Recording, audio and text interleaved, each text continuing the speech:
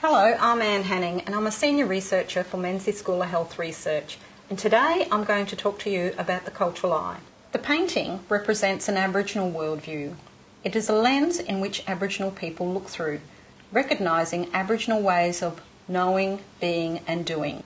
The cultural eye has many layers, and the first layer is an opportunity for people to share their lived experience and share their knowledge, stories and information. The second layer engages the present and what is currently happening in your community. From a child's point of view, the family and kinship, the community, and outside that community.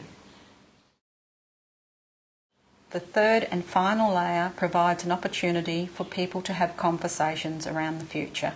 Again, looking at the whole spectrum of the cultural eye.